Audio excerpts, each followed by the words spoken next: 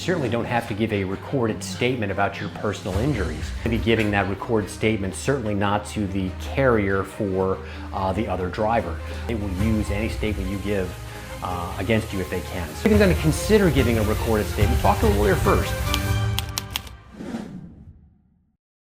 I hit 30 years of practice as a licensed attorney here in the state of Florida last year in 2025.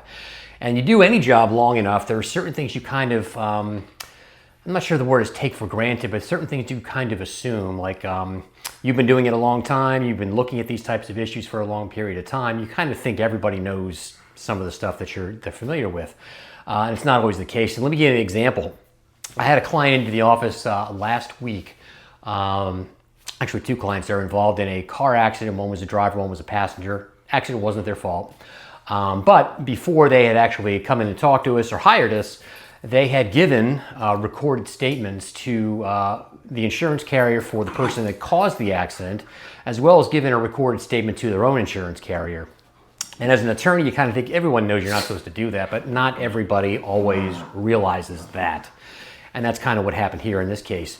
Now look, nothing was said by the clients in these recorded statements that are going to ruin their case or anything like that. They told the truth, they were very thorough. So it's not the end of the world, but it's the kind of thing that you need to kind of remember that you don't necessarily have to do.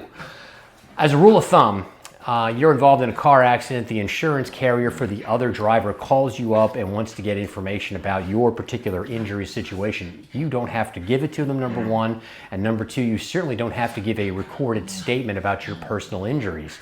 Now look, if you're making a claim for your car, just for the damage to your car, I don't think there's a real big problem in telling them this is the damage to my car, okay? That's not an issue. Go ahead and tell them. But when you're talking about your personal situation, your body, your injuries, what you may be going through, you don't want to be giving that recorded statement, certainly not to the carrier for the other driver.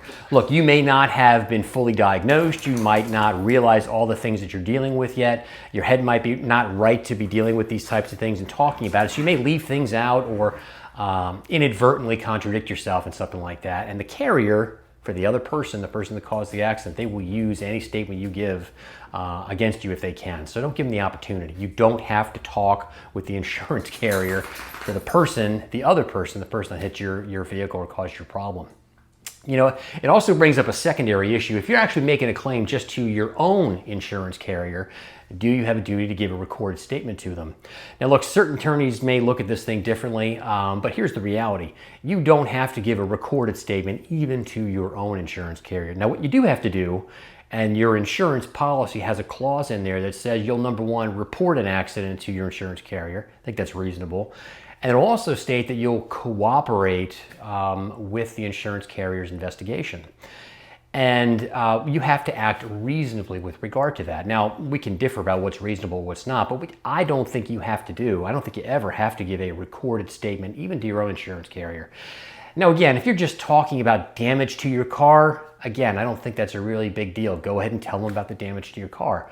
But the same types of things happen when you're dealing with a personal injury. You may not know all the injuries yet. You may not know everything you're going to be dealing with yet. You don't know what all your treatment's going to be yet. You may be feeling fine on a Monday, and you give a recorded statement, and by Thursday you're feeling horrible. Well, they would use their recorded statement against you just like any other carrier, so don't do it. Again, you have to cooperate with them reasonably. I think you tell them about the accident, you tell them about the doctors that you're going to see, that's fine. You don't have to give them a recorded statement as to everything you're going through. That's not reasonable cooperation.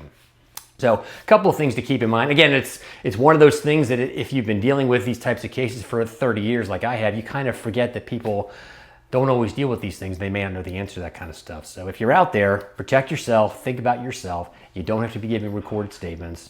Or if you're even going to consider giving a recorded statement, talk to a lawyer first.